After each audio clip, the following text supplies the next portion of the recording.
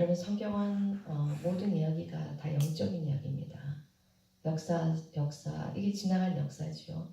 역사 속에 지금 오늘 아침 이 이야기가 우리에게 영적으로 의미가 있어야 되고 있는 이야기들입니다.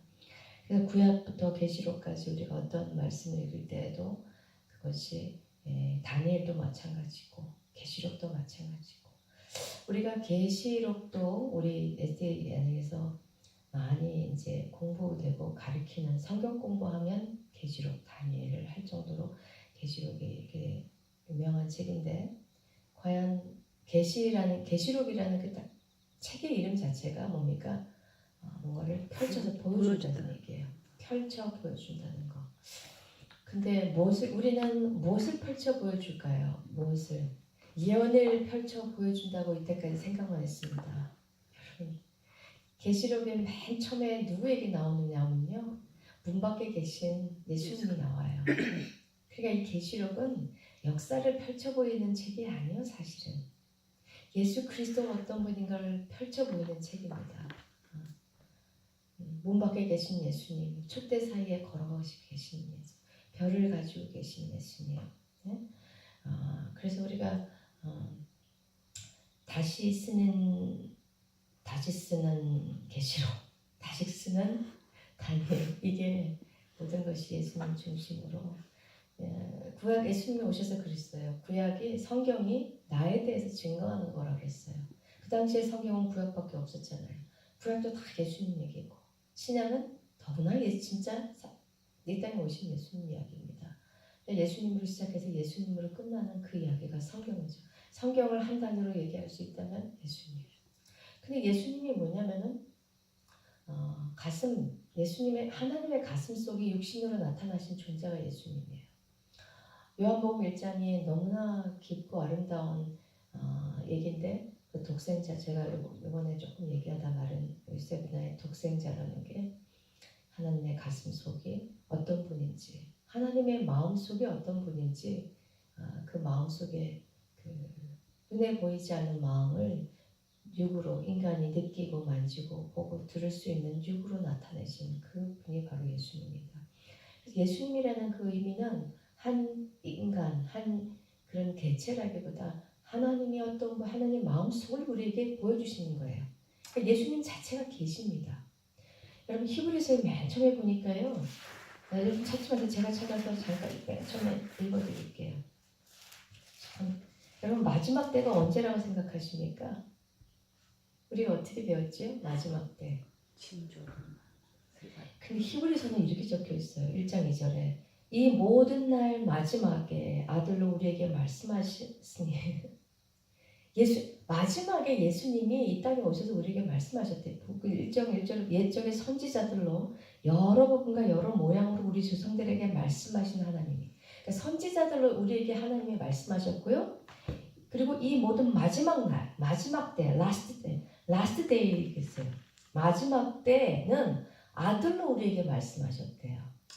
구약에는 선지자로 말씀하셨고 마지막 때는 예수가 이 땅에 오셔서 하나님이 우리에게 말씀하셨대요. 성경이 말씀하시는 마지막은요. 징조 그거보다 예수님 오셨을 때가 마지막이에요. 왜냐하면 모든 것을 끝내시는 때예요. 다시 시작하는 때. 성경은 저도 읽어보고 깜짝 놀랐어요. 역사적인 마지막 때는 물론 이제 우리가 역사적인 어떤 역사적인 해석으로 볼 때는 물론 마지막 때가 또 있죠. 근데 영적인 마지막 때는 예수님이 오고 나서 모든 인류의 실제적인 모든 일 역사는 예수님이 오면서부터 이제 다 끝나는 거예요. 다 이루신 거잖아요. 예. 그래서 진짜 마지막 때는 그래서 마지막 때 아들에게 우리에게 말씀하셨어요. 자, 그래서 우리가 이렇게 영적으로 읽어야 되는데 여기 마태복음 1장에 다 아브라함과 다윗의 자손 예수 그리스도의 족보입니다. 예수님이 어떻게 육신적으로 태어났는가 하는 얘기를 물론은 적어놓지만은요. 이거는 사실은 여기 우리가 갈라디아서 제가 적어놓은 거에 3장 29절에 보면 누구든지 이 그리스도에게 속하였으면 아브라함의 자손이라. 아브라함부터 시작돼서 여러분 1장 16절 보세요. 1장 16절 야곱은 마리아의 남편 요셉을 낳았으니 마리아에게서 그리스도라 칭하는 예수가 나니라. 예수가 태어나는 역사입니다. 아브라함을 통해서 그러니까 그리스도에게 속하였으면 우리 모두가 아브라함의 자손이라고 그랬어요. 그러니까 우리의 족보란 얘기입니다.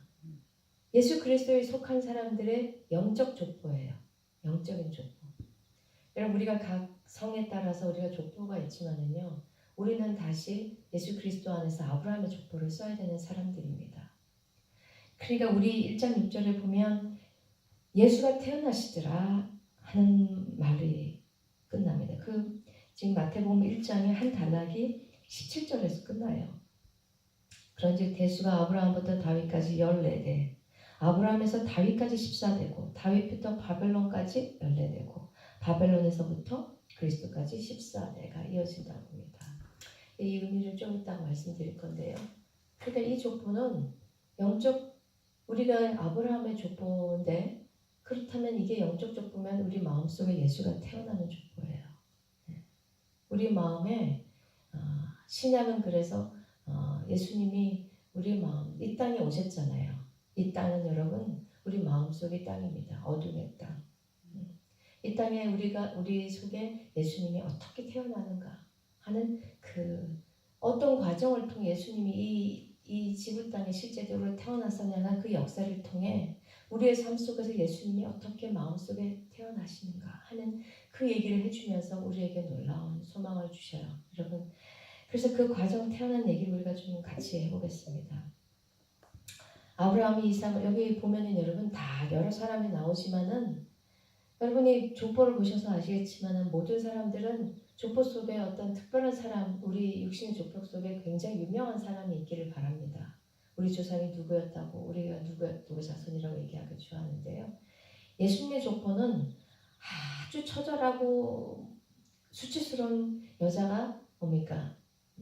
하나, 둘, 셋. 누가 몇 명이 나오죠? 3명이걸. 다말이 나옵니다. 네, 다말, 라합, 룻이 나오죠. 룻. 라합이 나오죠. 3명. 우리아의 아내가 나오죠. 마리아가 나옵니다. 5명의 여자가 나옵니다. 이 족보 속에. 여러분 그 여자들의 저는 우리 여인들이 오늘 삶을 통해서 결국은 이 족보가 우리 인생의 족보인데요. 우리가 바로 이런 여인들의 삶을 고스란히 사라질 때 우리 속에 예수 그리스도가 태어날 수밖에 없다라는 얘기를 하고 있습니다. 여기 아브라함이 이삭을 낳고 이삭이 야곱을 낳고 야곱은 유다를 낳고 야곱의 아들 유다였죠. 유다는 아들이 셋 있었는데 여러분 아시죠? 유다의 며느리 다말. 뭐 길게 하면 시간이 없어요. 여러분 다말과 유다는 어떻게 됐습니까? 자기 아들을 장가보냈더니 큰 아들이 죽었어요. 아이를 낳지 못하고. 둘째 아들도 또 왜 형이 죽으면은 아들이 또 그 형수에게 시집 가야 되는 것, 장가 가야 되는 것처럼 다말은 이 유다의 둘째 아들까지 같이 결혼했지만 그 아들도 죽었어요. 셋째 아들이 어렸지만은 시아버지가 이 셋째 아들이 줘야 되는데 아직 어리니까 클 때까지 기다리라. 기다리는데 이 아들이 커도 주지 않아요.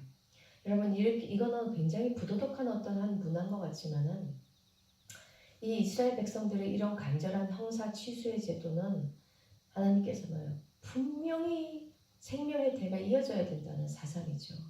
어떤 하늘이 있어도 인간의 역사를 초월해서 인간의 어떤 그 개념을 초월해서도 분명히 대가 이어져야 된다는 거예요. 왜 이스라엘 유대민족의 대는 곧 누가 이어날 대요? 예수가 태어나는 족보였어요. 야, 뭐 인간적으로 그들이 좋아한다, 사랑한다, 끌린 이거를 초월해서 분명히 대가 이어져야 된다는 거예요. 여러분 다말이 그래서 자기 셋째를 주지 않는 다말 며느리가 여러분 과부 보면 창녀로 가장을 해서 유다와 함께 동침을 하게 돼서 낳은 자식이 뭡니까? 이제 자식을 낳게 되잖아요. 여러분 이 다말을 한번 생각해 봅시다, 여러분. 다말은 왜 시아버지와 동침을 그토록 간절히 뭡니까? 꿈꿨을까요? 이 여자는 사실은 창녀 아니잖아요. 창녀 아닌데 다말은 이렇게 할 이유가 사실 인간적으로 이렇게 할 이유가 전혀 없는 겁니다, 여러분. 다말의 마음속에는 오직 이스라엘 여자들은요, 그 마음속에 자기를 통해서 메시아가 태어나야 된다는 그 소망을 다 가지고 있었다는 거예요. 여인을 통해서 메시아가 온다는 그 소망을 다 가지고 있었기 때문에 다말 역시 뭡니까? 남편 2명 잡아먹은 사람이라는 그 소문을 안고 사는 비운의 여인이었어요, 여러분. 남편을 1명 이별을 해도 우리가 참 마음이 아프고 슬픈데 우리 이 역사 이 성경 속에서 이들의 마음을 우리가 좀 알아야 되겠습니다, 여러분. 결혼해서 애도 못 낳은 상태에서 뭡니까? 신혼에 다 죽어버린 거예요. 애도 나오기 전에. 첫째 남편을 보낸 이 다말의 마음은 그냥 인간적인 생각으로 절망에 빠질 수밖에 없습니다. 둘째 남편을 마주했는데도 또 죽어요. 자기 인생에 대해서 얼마나 많은 자괴감과 절망이 들었겠습니까? 그죠? 과연 하나님이 계신가? 당연히 그 생각 때문에 우리는 조금만 힘들면 하나님 날 사랑하시나? 정말 어디에 계신가? 계시기는 한 건가?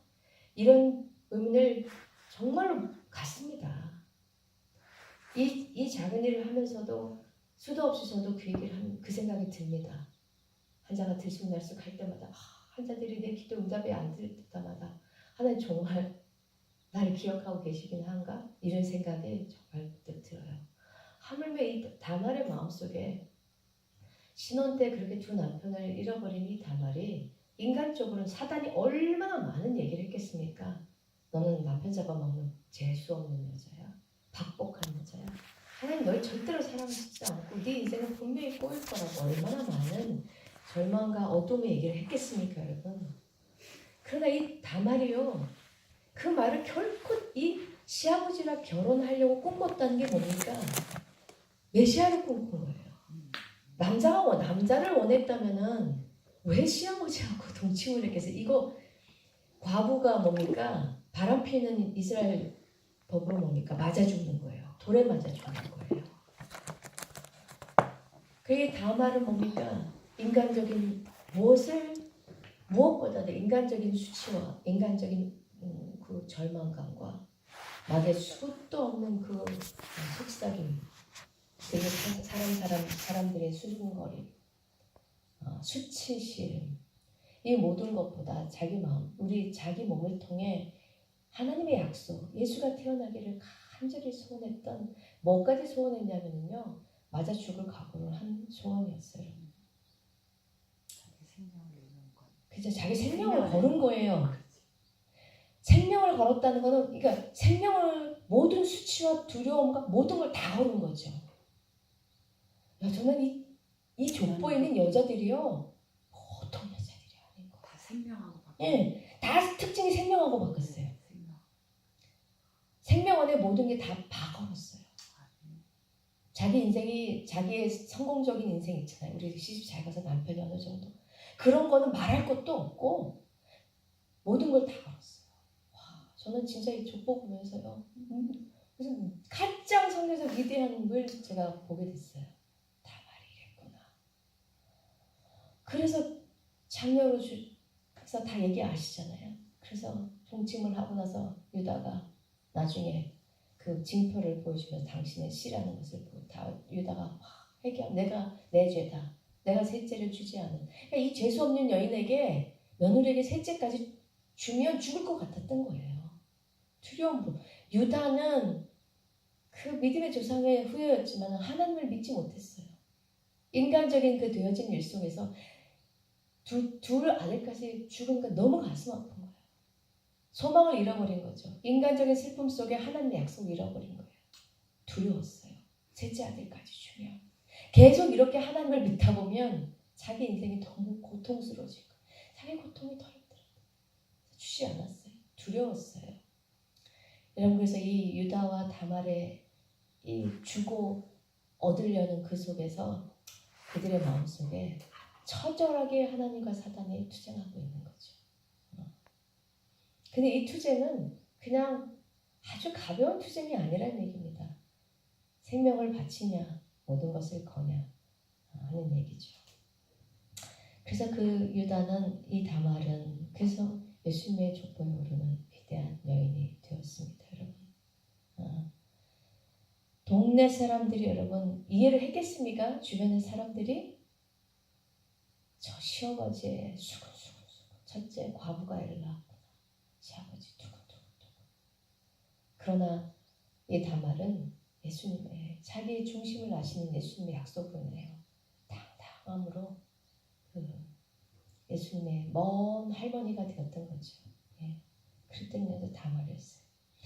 그래서 그 다음에 누가 나오냐면요. 자, 다말에게서 베레스와 셀을 낳고 베레스는 헤스론을 낳고 헤스론은 람을 낳고 뭡니까? 람은 아비나답을 낳고 아비나답은 나손을 낳고 나손은 살몬을 낳고 살몬은 라합에게서 보아스를 낳고 여러분 우리 라합은 앞에 꼭 붙는 단어가 있잖아요. 기생 라합. 가나안 땅에 들어가기 전에 정탐꾼을 보냈잖아요. 정탐꾼을 아시다 잠깐 얘기하면 보냈을 때 그 정탐꾼들이 이제 몰래 쫓기니까 소문이 났어요. 정탐꾼이 들어왔다 가나안 땅에. 그래서 몰래 숨어 들어간 곳이 이 창녀 라합의 집이었죠. 이방인이었어요. 네.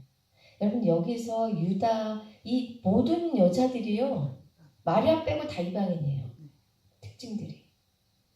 그러니까 여러분 우리가 이게 선택받은 백성이라는 게 족보 진짜 예수님이 태어나는 건 대부분 이방인의 마음속에 태어난다는 얘기예요. 우리가 이런 육신적인 배타심, 재림교회냐. 물론 재림교회 안에 하나님이 가장 성경 말씀대로 하는 그 기별이 있지만 그 속에 있는 우리는 예수가 대부분 안 태어난다는 얘기입니다.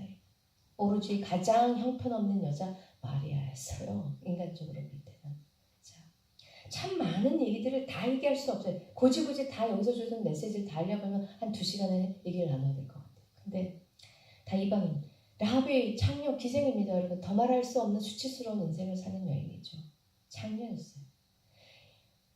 이방인의 창녀, 유대인이 볼 때는 인간도 아닌 사람입니다. 들어갑니다. 그런데 이 여인이요. 결국은 숨겨주고 그 바구니에 달아가지고 내리잖아요. 성에서. 그러고 나서 쳐들어오잖아요. 숨었지. 모른다 그래요. 딴 데로 도망가고 가르쳐주잖아요. 여러분 이 가나안 땅에 왕이 왔어요. 걸리면 뭡니까? 여자도 죽는 거예요. 여러분 목숨을 내놨어요. 창녀가. 근데 이방인 창녀가 뭐라고 그랬냐면은 당신의 나라 사람들이 분명히 우리나라로 오는 거 내가 안다. 근데 여자가 그걸 알았어요. 왜냐하면 출애굽해서 이들의 홍해가 갈라지고 했던 얘기는 이스라엘의 역사는 그 근동에 다 퍼지게 됩니다. 이스라엘 하나님.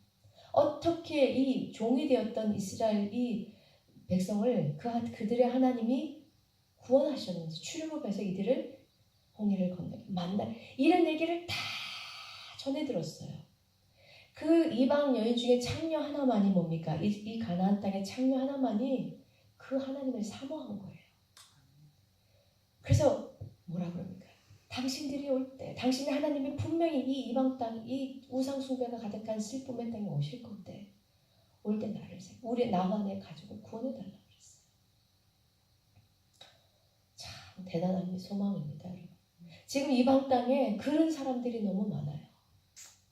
그런 사람들이 이곳에 오는 거고요. 와, 정 뭔가가 나를 구원해줄 뭔가가 있을 것 같고 이렇게만 사는 게 아닌 것 같고 이 슬픔의 인생을 뭔가 그런 사람들이 세상에 처처에 많습니다. 근데 우리는 뭡니까? 와, 진리를 가지고 있어. 너희들은 다 사입이야. 이러고서 이스라엘 백성들이 교만하게 그러나 그 마음속에 예수가 탄생해 본 적이 없는 역사를 쓰고 있는 것처럼 이방 땅의 이 창녀는 그 슬픈 인생 속에서도 수많은 남자들이 자기 인생을 정말로 비참하고 더럽게 유린하는 그 창녀라는 건 이방 땅에서 자기도 그렇게 살고 싶지 않은데 그 이방의 많은 남자들과 함께 남편 없이 사는 삶이잖아요. 그 뭐냐면 내 주인이 따로 없는 삶. 우리가 영적인 창녀로 사는 세상에 수많은 사람들이잖아요. 주인 없이 이 남자, 저 남자에게 모든 것을 바치고 줄 수밖에 없는 그 삶을 사는 거. 우리들의 고귀한 우리 삶 자체와 마음 전체를 온 이방의 모든 세상의 마귀의 돈과 명예와 칭찬과 이런 모든 것에 바치고 사는 이방에, 그러면서도 마음이 너무 고통스러워한 그 기생 라합들이 이방에 있다는 것입니다. 여러분. 걸었어요. 그래서 그 종탄꾼은 내가 올 때 붉은 추를 따르라 그랬잖아요. 그게 뭡니까? 여러분 아시듯이 십자가에 피를 바르라 그랬어요. 유월절하고 똑같은 거죠. 피가 네 문에 발리운 자는 죽음의 패스가 되는 거 똑같이 영적인 유월절을 이 라합에게 얘기한 겁니다. 네 문에 붉은 추를 따르라. 예수께서 그래서 십자가의 띠를 표를 해라. 그러면 죽음이 당신과 당신 집에 똑같이 유월절을 지친 것처럼 패스 지나갈 거라고. 지나갔어요. 살았어요. 구원받았어요. 목숨을 건 라합입니다. 목숨을 걸은 이 모든 사람들의 인생이 참으로 녹록지 않은 인생을 살았다는 것입니다. 라합. 자, 그리고 라합에게서 보아스를 낳고, 보아스는 누굴 뭐해? 룻에게서 오베스를. 여러분, 룻이라는 여자를 생각해 봅시다. 이방 여인이었어요. 나오미의 며느리. 그러나 그 남편도 역시 죽었죠. 남편 죽고 아무것도 없이 정말 다시 시집가고 어머니 가요. 이렇게 했던 여인이 그 어머니 나오미의 하나님을 결코 잊을 수 없어서 그 하나님 보고 이 젊은 가부가 어머니의 하나님이 내 하나님이 되고 내가 어찌 살아도 죽을 때까지 그 하나님을 따르다 죽겠다는 자기 모든 삶을 하나님에 걸었어요. 나는 청산 과부지만은 그냥 이렇게 살아도 된다는 거예요. 청산 과부고 당신 따라서 내가 두 과부로 살아도 뭡니까? 당신의 하나님이 내 하나님이 된다면 저는 괜찮은 인생입니다. 했던 고백했던 여인이에요. 여러분 사람들이 우리가 나를 하나님이 어디에 쓰실까 우리가 이런 얘기를 많이 합니다. 이번에 어떤 경은 씨도 그렇게 누가 얘기했더라? 하나님이 어디다 쓸까? 은하 씨도 그랬나? 우리는 뭔가 일을 하는 거에 대한 자꾸만 쓴다고 그거는 강박관념이 있어요. 그것도 그냥 마지막에 나타나는 하나의 좋은 현상이죠. 그러나 하나님의 일은 하나님의 일은 나를 믿는 게 하나님의 일이라고 하셨어요. 제자들이 어떻게 하나님의 일을 합니까? 했더니 나를 보내신 자 예수 그리스도를 믿는 것이 하나님의 일이라고 하셨어요. 여러분 이들은 위대한 하나님의 일을 하고 있습니다.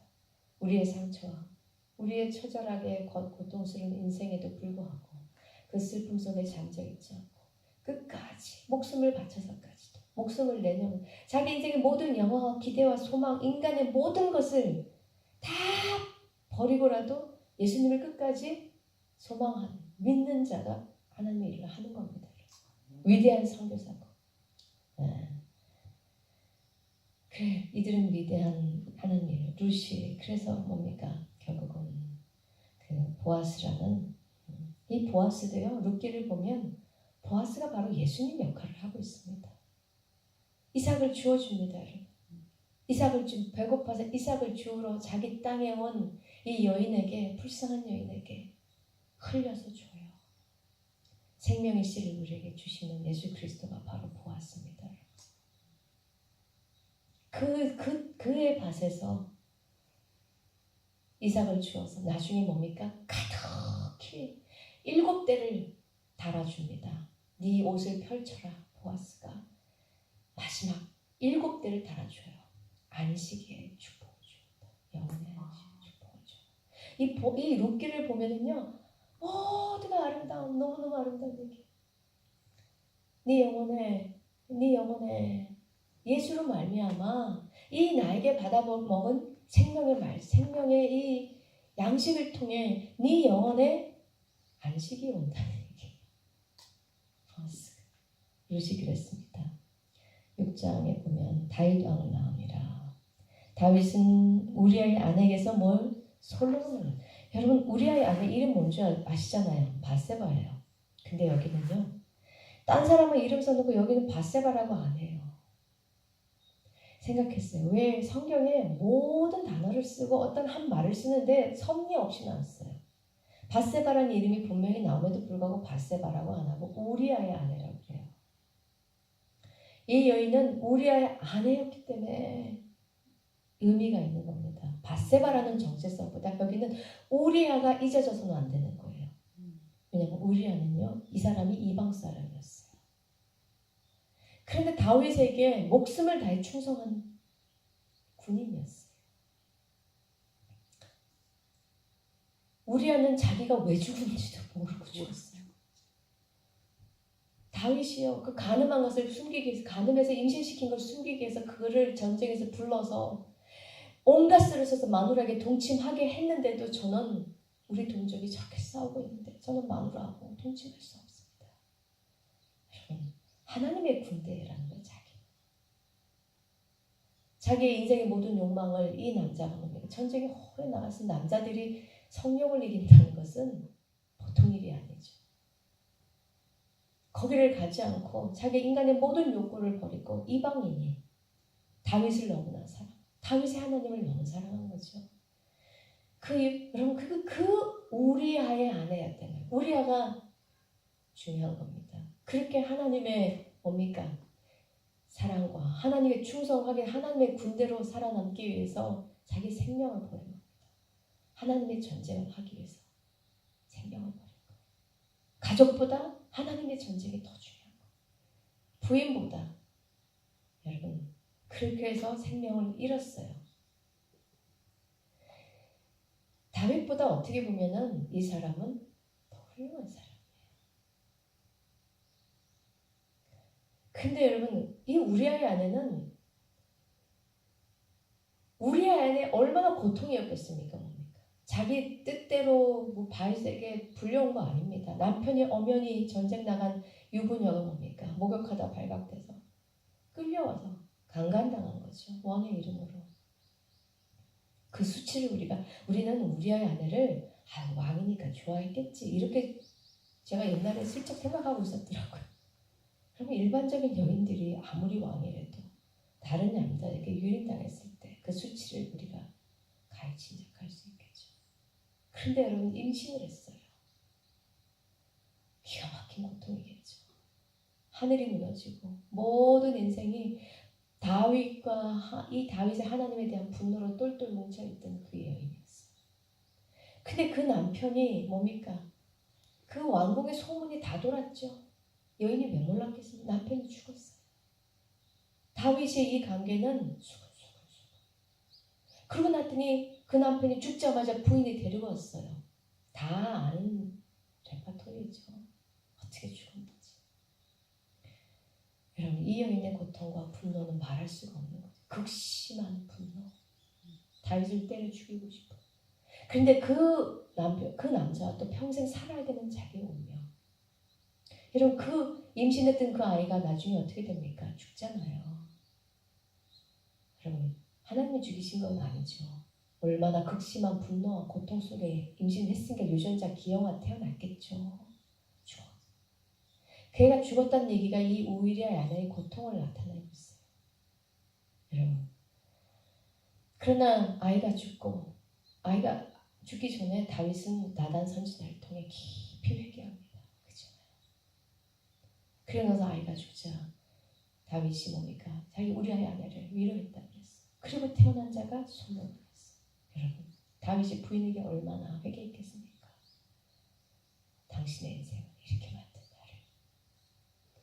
그때 이 우리아의 아내가 뭡니까? 소망을 가지고 용서가 일어난 거죠. 극심한 그 분노와 하늘을 찌를 것 같은 고통에 다윗을 용서하신 하나님을 마음에 품었습니다. 그래서 예수님의 족보에 오르게 됩니다. 너무 처절한 여자들의 인생입니다. 저 이렇게 못할 것 같아요. 이런 남자를 어떻게. 다윗이 아마 그런 엄마 아버지의 영적인 다시 회개와 그래서 이는 엄청난 하나님의 지혜를 담을 수 있는 그릇이 되었던 것 같습니다. 그래서 여러분 이 여인은 밧세바보다 뭡니까?